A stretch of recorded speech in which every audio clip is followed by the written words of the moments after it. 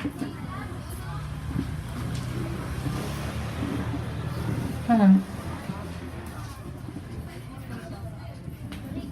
Ayan. Good evening, family and friends.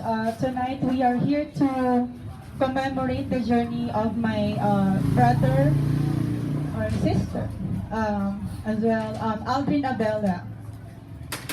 As we all know, the last quarter of 2022 was indeed very challenging for our family since he's been in the hospital for weeks battling for his life. And the beginning of 2023 is something that we are not all expecting it should be. He suddenly joined our Almighty Creator, and it all comes very unexpected to all of us. But tonight, together with our cousins and family, we created this to remember his wonderful and adventurous life through his 23 years of existence.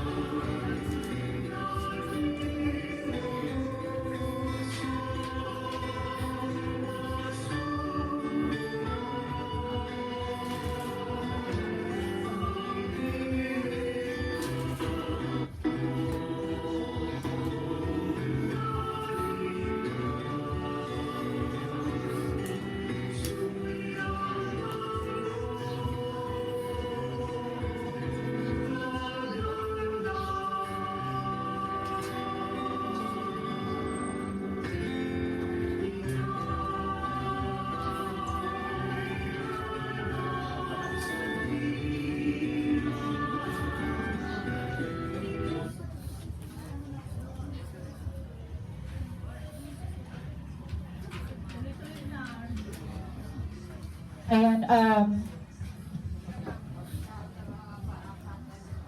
gusto namin palang, our family would like to extend our appreciations to everyone who came in and who supported us all the way ever since he started his battle years ago. Friends and families who never let him down. Ngayon ho, tatawagin po namin yung, mag-umpisa po ako sa mga pinsa namin na nais magbigay ng mensahe kay Aldrin.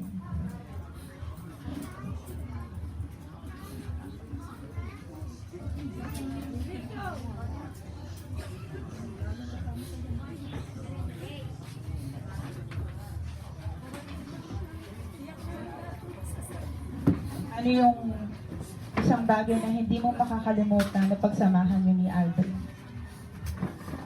Kilala po nating lahat si Ate Ali bilang palabiro, palatawang tao.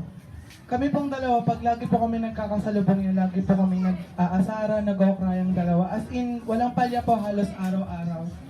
Natatandaan ko pa po nun, nung medyo may sakit na siya, kahit tawag dito, kahit nahihirapan siya, wala pa rin siyang ibang ginawa kundi asarin pa rin ako. Hindi ko inakalang na mawawala lahat yun dahil lang sa isang pangyayaring di namin na-expect lahat. Kasi kala namin makaka-recover siya kasi yun nga naoperahan, pero kumalat nga daw yung yung infection sa utak niya. Tapos nakakaano lang din isipin na na para ko kasi siyang ate. Hindi siya pag nagbibigay siya ng advice sa akin, hindi siya yung ng sugar coated. Talagang sasampalin kanya ng reality na bakla mali yan, bakla dapat ganito, dapat ganyan, wag ganyan. Tapos naalala ko pa lang sinabi niya sa akin na wag daw akong mahiyang i-embrace kung ano daw yung nararamdaman ko. Siya yung nagturo sa akin na lumabas sa closet kasi nagkaroon ako ng identity crisis noong 2017. Sinabi niya sa akin na bakla ko ano yung nararamdaman mo, kung feel mo talaga na ganyan ka, wag kang matakot lumabas. Isipin mo 'di ba, yung butterfly. Hindi ko malilimutan yung sinabi niya sa akin yung sinabi niya about sa butterfly. Na ang isang caterpillar daw, maglalakbay daw muna bilang caterpillar, pero eventually dadaan siya sa metamorphosis, tapos magiging butterfly siya eventually. Ganon din daw yung tao.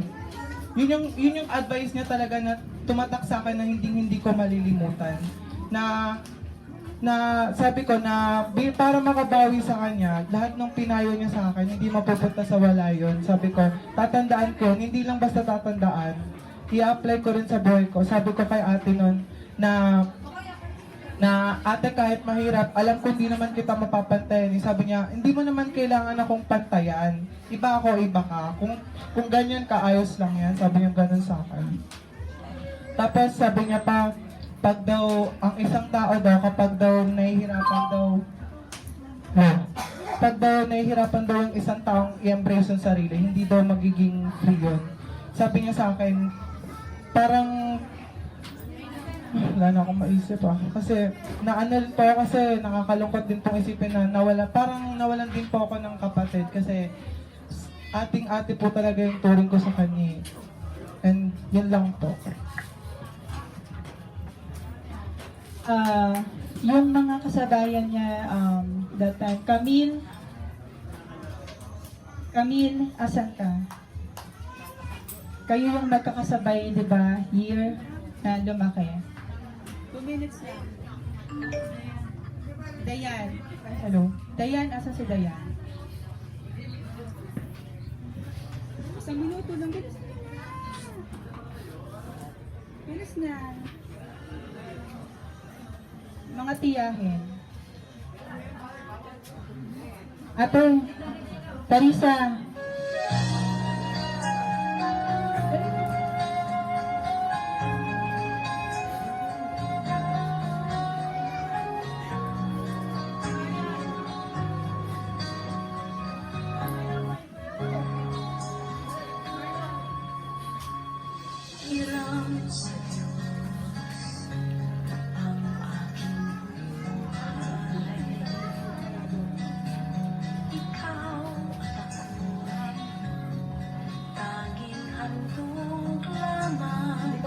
paano ko sasabihin yung pinaka-masayang araw niya nung birthday ni Ato Eme.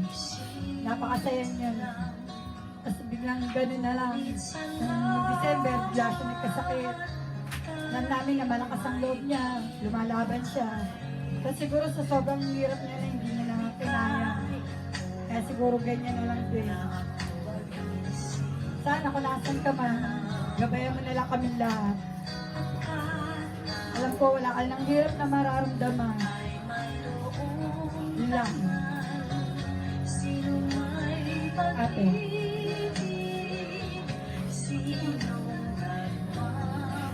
Sa mga kasama niyo sa eskwelahan, kaibigan, meron ba sa inyo gusto magbigay ng mensahe sa kanya?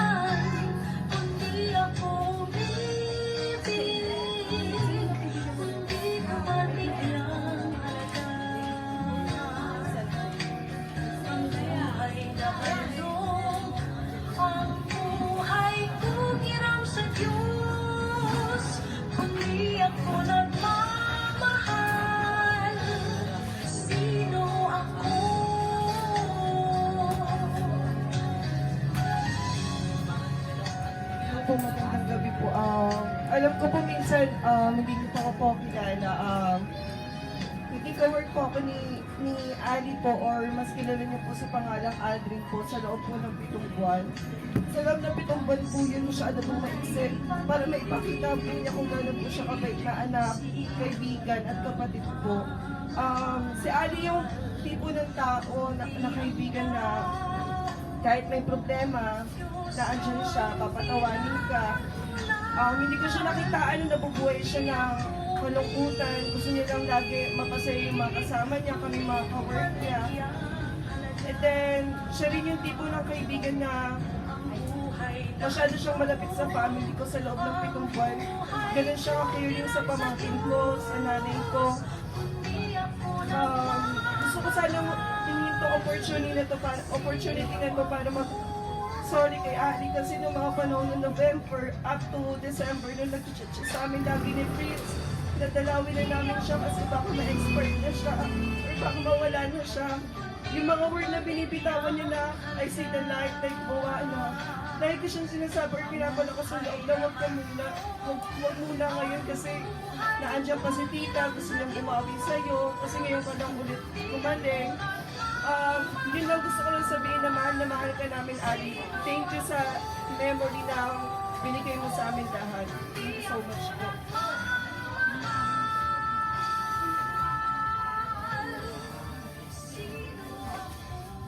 Yung mami-mami niya, parang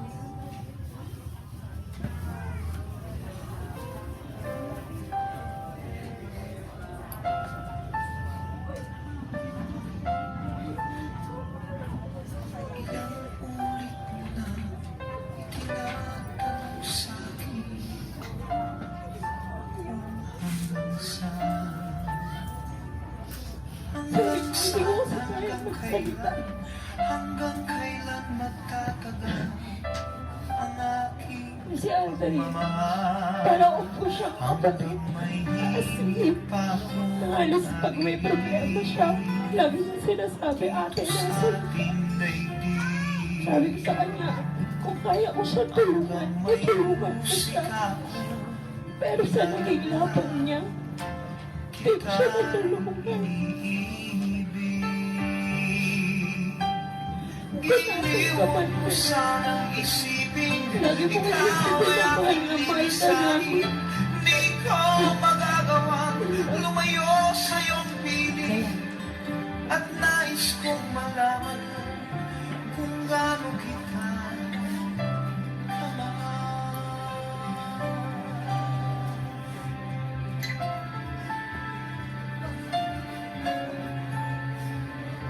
Hanggang ang diwa ko tanging sa'yo lang mamahalin. Hanggang pag-ibig ko'y hanggang walang hanggan, tanging ikaw lamang.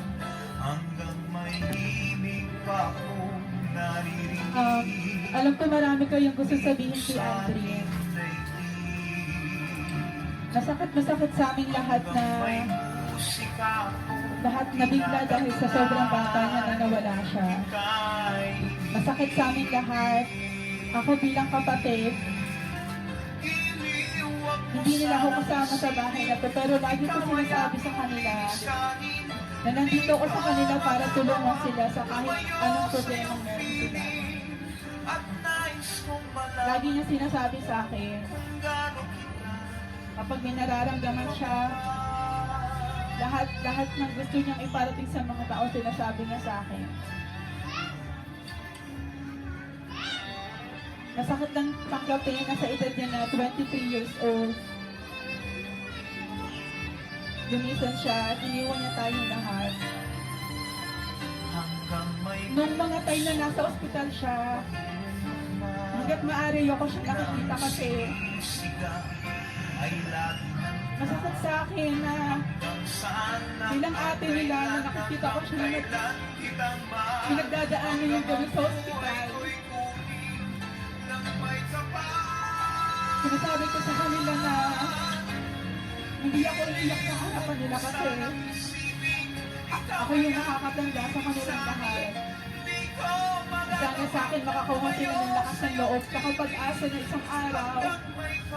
I-chat nila ako na ate, okay na si kuya.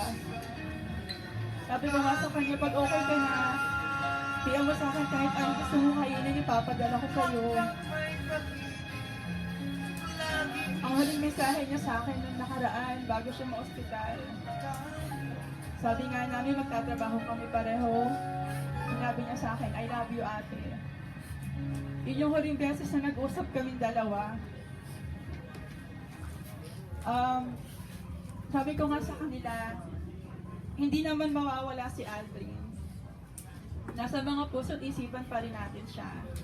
Hindi man natin siya makakasama araw-araw or makikita, andito pa rin naman siya kasama natin. Alam ko, andito siya, nakikita niya tayong lahat at nagpapasalamat siya sa mga tao nagmamahal sa kanya. Noong mga huling oras niya, lahat ng mga kaibigan niya pinadala niya ng mensahe na sana makita niya lahat bago siya umalis. Sabi nga niya bago daw siya ma-expire. Pinagalitan ko siya during that time kasi sabi ko, ayoko naririnig na may sinasabi siyang ganun kasi masakit sa amin malaman na mawawala siya. Hindi niya sinasabi sa amin na may nararamdaman pala siyang mabigat. Ayun lang. Salamat po sa pagmamahal niyo sa kapatid namin, sa mga pinsan namin. Yun lang po.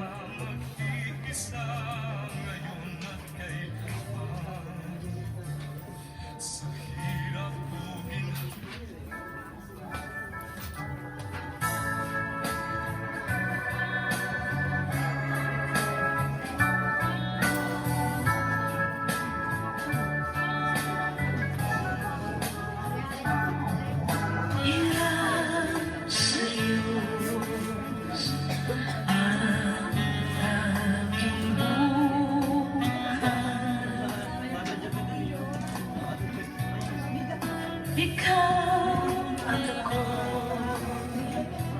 tanging handog lamang.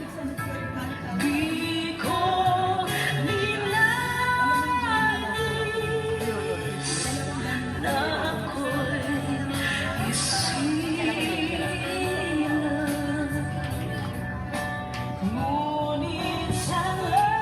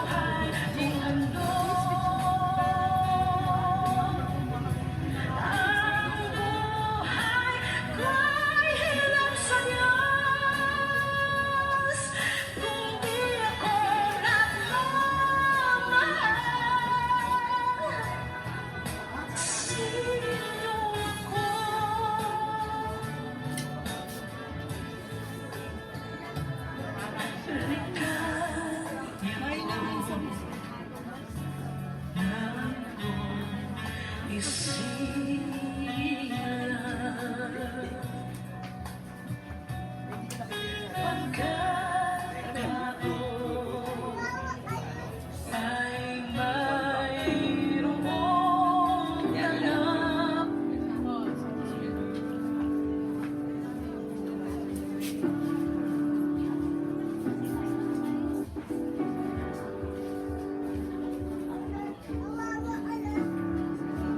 I moved to California in the summertime.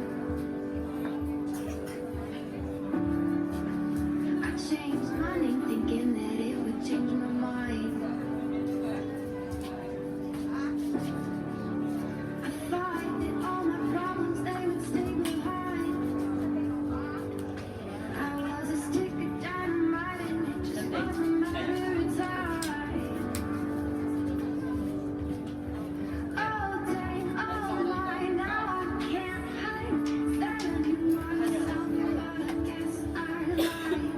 It's okay, it's okay, it's okay, it's okay.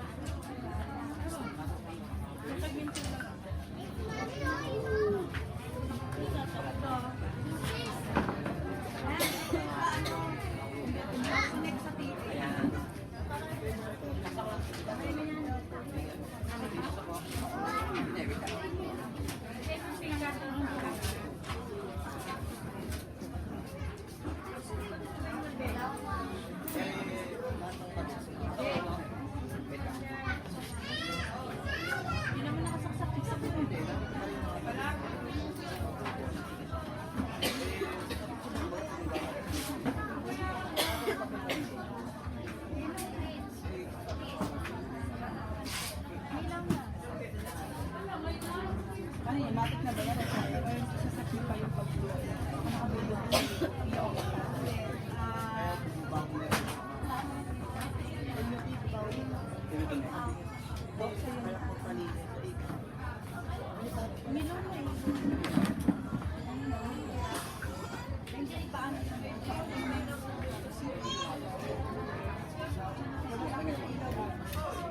Kaya nga, ayun eh. Sasama na. Tanggalin mo na ng sabon. Wala.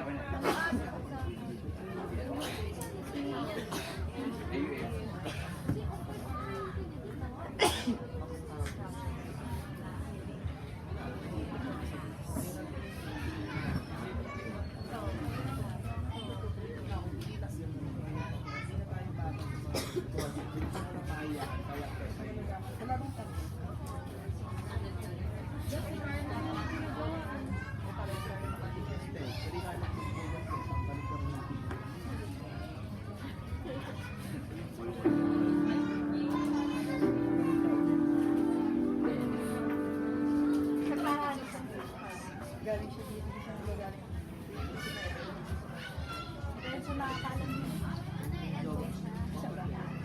Kaboy! Kaboy pa! Kaboy!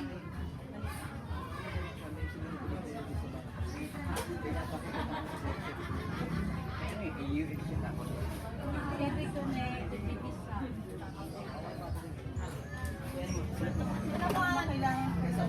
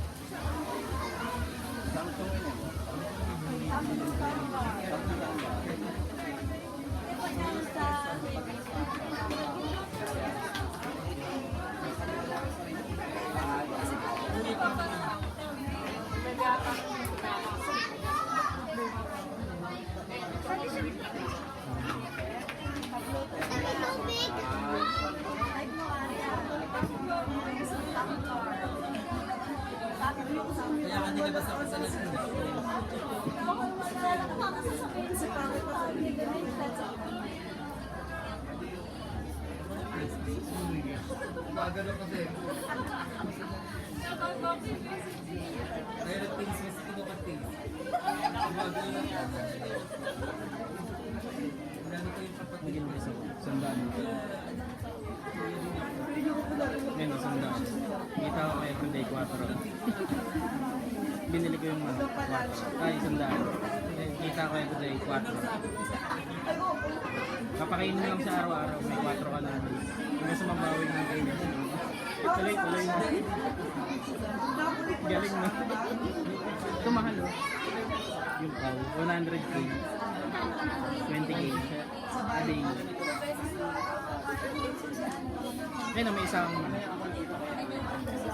isa lang. 4 a day.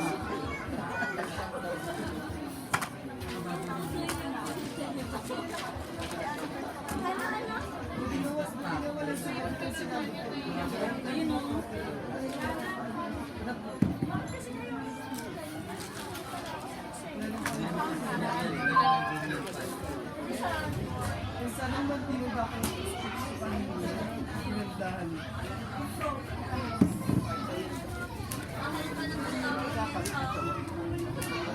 Sabi ko sana wala ka. At Isel! Ano pangalan nito?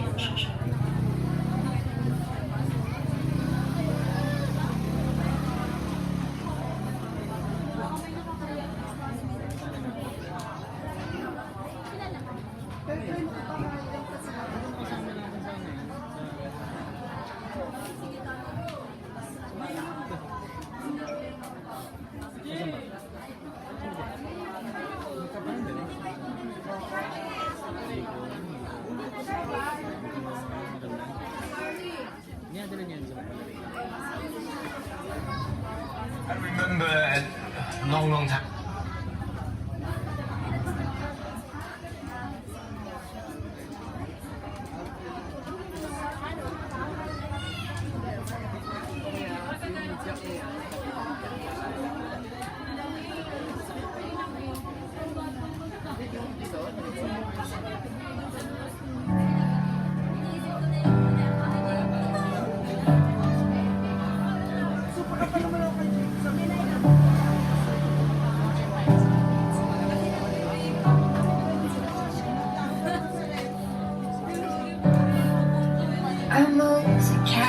California in the summertime.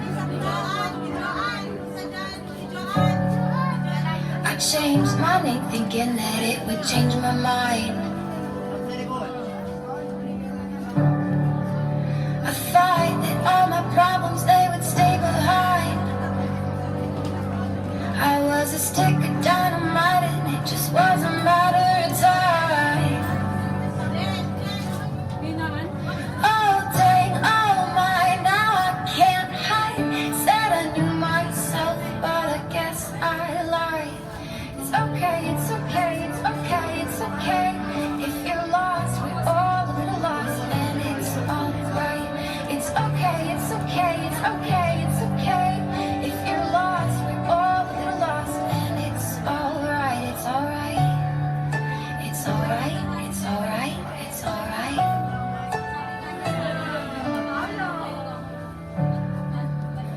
I wrote 100 pages, but I burned them all. Yeah, I burned them all. I blow through yellow lights and don't look back at all. I don't look back at all. Yeah, you can call me reckless, I'm a cannonball. I'm a cannonball. Don't know why I take the tightrope and cry when I fall. Oh dang, oh my, now I can't hide. Said I knew what I wanted, but I guess I lied. It's okay, it's okay, it's okay, it's okay.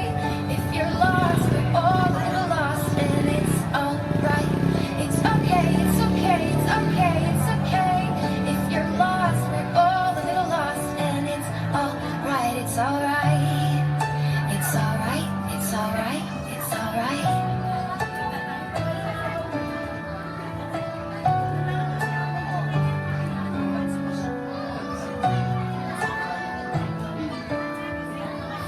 Oh, it's alright. Oh, it's alright. It's alright, it's alright. Oh, it's alright. Oh, it's alright.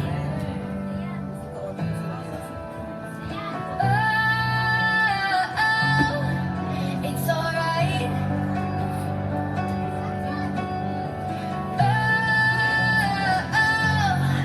It's alright to be lost sometimes. It's okay, it's okay, it's okay, it's okay.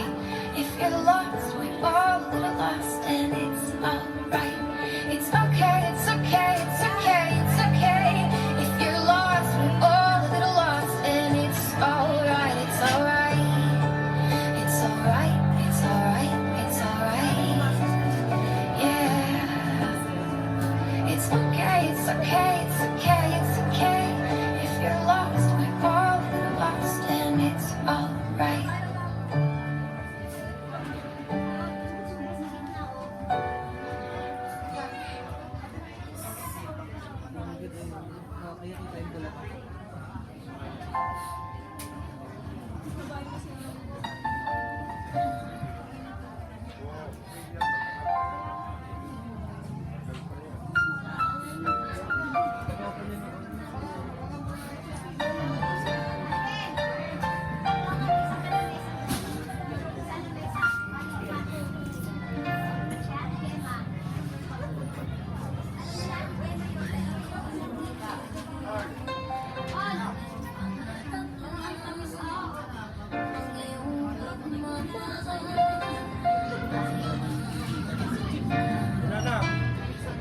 Padilla pa rin papa nung ano pa.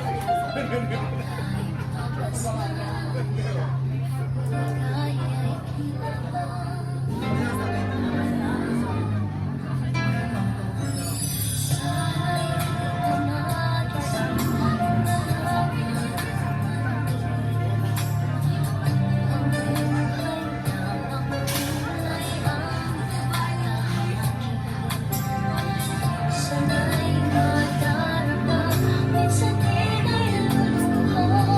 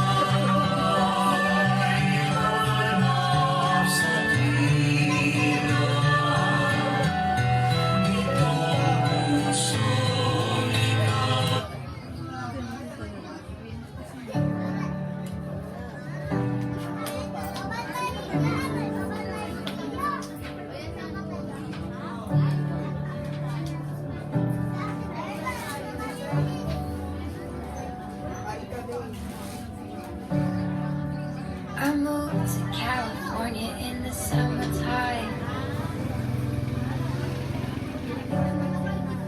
I changed my name thinking that it would change my mind.